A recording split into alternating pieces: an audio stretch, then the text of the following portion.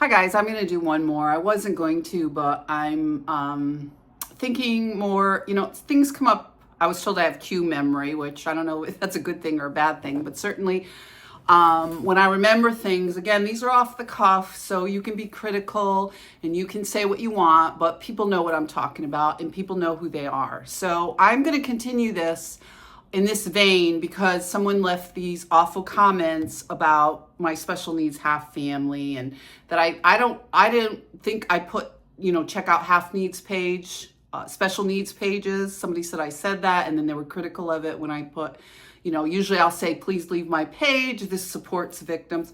But even if I did, go ahead and check out the special needs community, because the incidence of sexual violence and predation are pretty big in the disability community or special needs.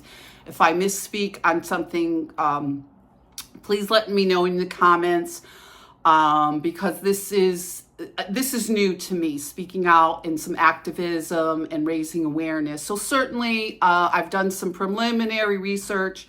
The incidence of sexual abuse in special needs family is quite prominent. And I know in my own, I have half family that's special needs. And I find it very disturbing that the police department is coercing statements from my special needs family, my half brothers in particular. They also have children, and then there's grandchildren. I think it's pretty repugnant, certainly the way we grew up. And I know my half brother, I talked to him before my divorce started, and he seemed to be coached, making up silly, spurious stretches of a story when we played together as kids with Tonka trucks. Here, my mother was in repeated fights with neighbors and other people. She had become very violent. She was under the care of a doctor, Dr. Pepito. He's related through marriage to the Landseys, which were involved in my life very early on, because I went to school with Leslie's sister and her brother-in-law, and you can see again how incestuous this is. But putting that aside, take a breath, breathe. It's fall. Meditation is always good for us with this. And I'm kind of skipping around here, but because I have to, say what I have to say, and it's difficult. And these people know who they are, and they need to stop, okay? I loved my special needs family when I was young. I was repeatedly in the middle of my grandmother and my mother fighting about it, because my mother was divorced. She, right away, within the year of being divorced, mind you, she was already pregnant with my brother, my half brother, and then she proceeded to have my other half brother.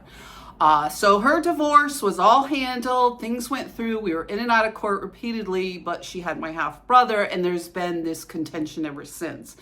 And I had to treat them like regular family, and I did, and I loved them, and I still, defended and spoke out, and oftentimes was there because my mother was always off with her friends. She didn't want to be a mother, blah, blah, blah. I touched base on some of that.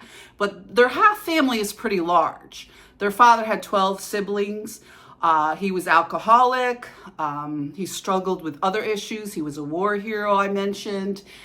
He was a Purple Heart. He had obvious problems. He was being seen by the VA. But again, you can see a pattern here with people supposedly being under the care of a doctor and not really getting the help they need. And certainly, my ex-husband made fun of him. His friend Phil made fun of him and was doing stuff towards the end when my divorce started with their own son, Phil's own son, who's now the police chief.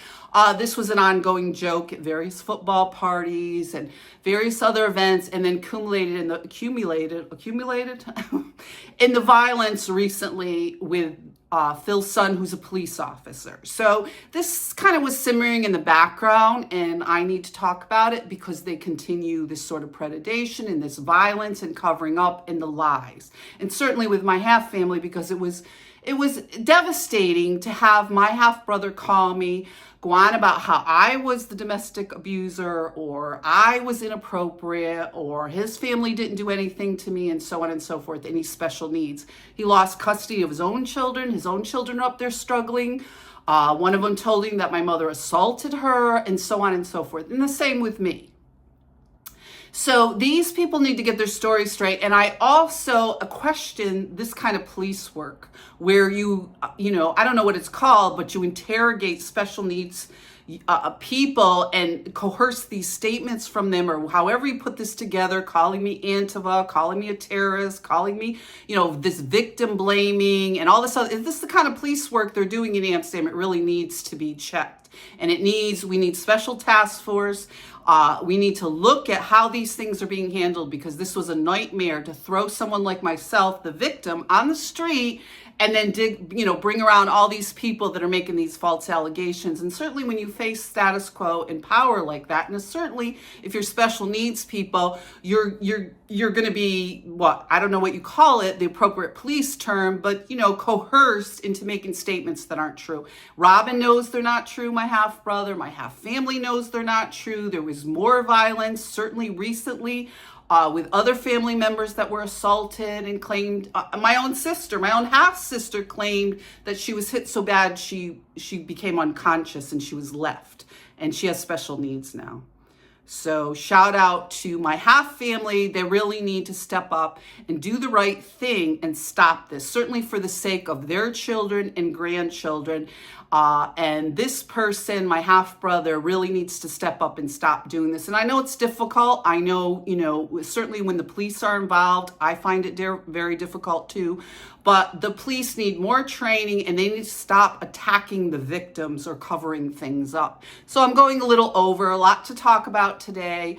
And certainly as more people start talking about their stories and their lived experience and questioning some of this, it's hopeful that arrests are being made, justice is being served. Certainly people like myself are being able to speak on these things and deal with past trauma. And God bless all of you for the hard, good work you're doing. And certainly I'm not singling out police officers, because certainly there's a lot of other blame to go around with social services, with the hospital, domestic violence. We really need to clean out these people that can't seem to do their job, or they need to admit they need more training, they need more help, we need more task force, and we need to go forward and move on, and certainly to protect children. And certainly a lot of us weren't protected. Be safe out there, guys.